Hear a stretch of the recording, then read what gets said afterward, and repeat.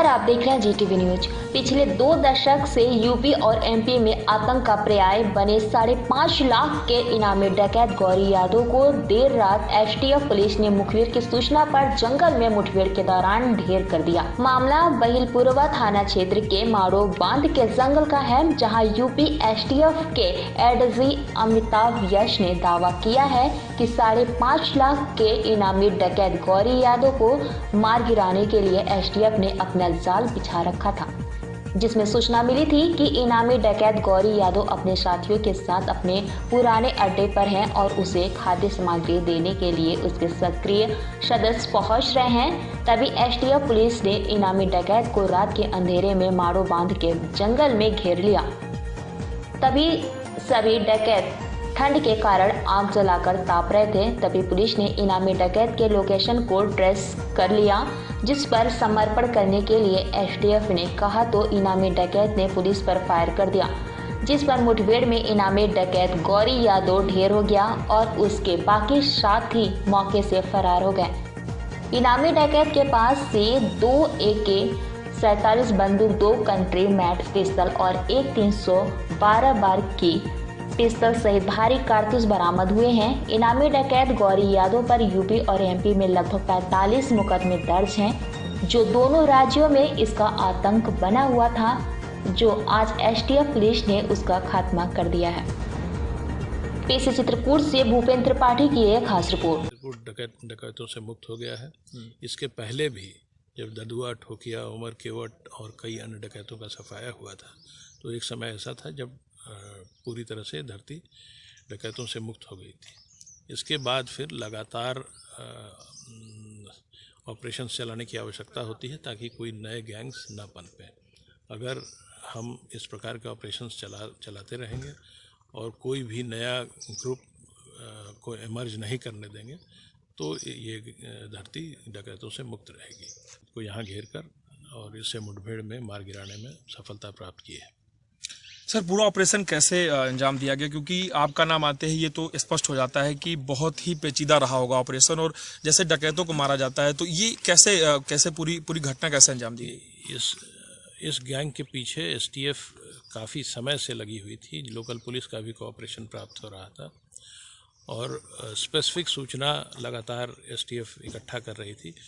इस गैंग्स के साथ पूर्व में भी मुठभेड़ हुई और हाल में ही इसका एक साथी भी मारा गया था।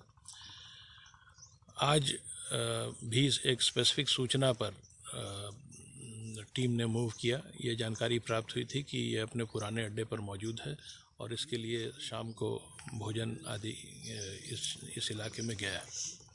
इस सूचना पर एसटीएफ ने इस क्षेत्र में मूवमेंट किया।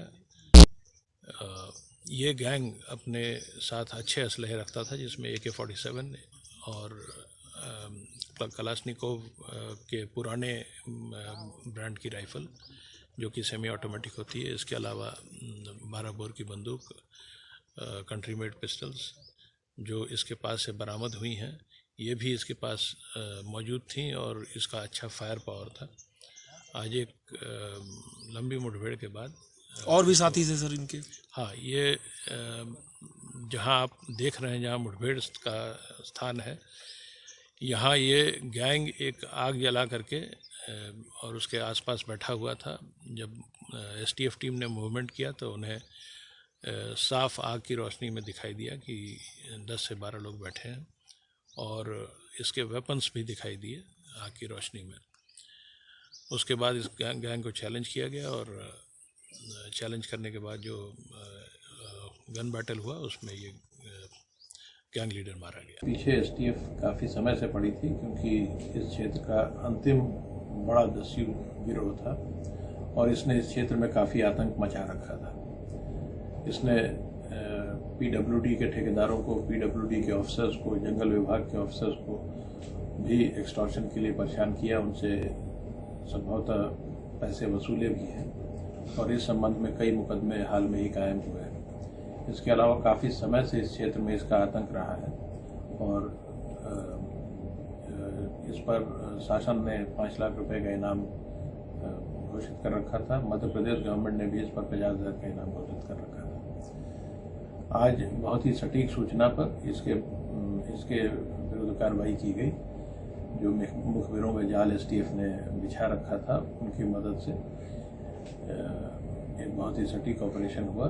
पहले भी इस गैंग से मुठभेड़ हुई थी, इसके साथी मारे गए थे, लेकिन आज गैंग लीडर को मारने में सफलता मिली है और इसके पास से काफ़ी बड़ी संख्या में असलहे बरामद हुए हैं।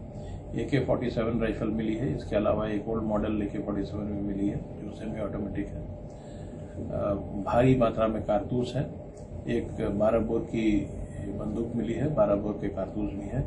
इसके अलावा कुछ कंट्री मेड वेपन्स भी मिले हैं। इसका ये डकैत के अलावा भी इसके कोई साथी इस वक्त मौजूद थे या भाग खड़े हुए? जब एसटीएफ ने इस गैंग पर हमला किया उस समय लगभग 10 से 12 लोग थे।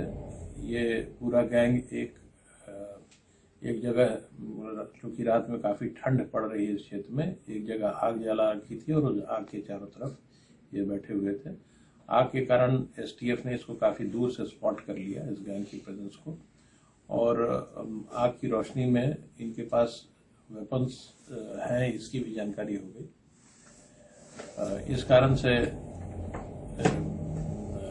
हमारा ऑपरेशन थोड़ा सा आसान हो गया। वैसे घने जंगलों में ऑपरेशन कभी भी बहुत आसान नहीं होता, लेकिन आग से थोड़ी बहुत एसटीएफ को मदद मिली। जदुआ ठोकिया के बाद अब इसका एनकाउंटर, जो क्षेत्रीय लोग हैं उनका विश्वास जीतना, एसटीएफ पर क्षेत्रीय जनता का विश्वास हमेशा से रहा है, इसलिए इंफॉर्मेशन मिलने में हमें कभी कोई दिक्कत नहीं होती। जी, अभी किस लोकेशन पे मुठभेड़ हुई है? ये माड़ोबंधा के पास के जंगल में इस गैंग का अक्सर ठिकाना रहा करता था। जिस जगह पर मुठभेड़ हुई है वो इस गैंग का पुराना रेस्ट का एरिया है और वहाँ ही ये गैंग मारा गया।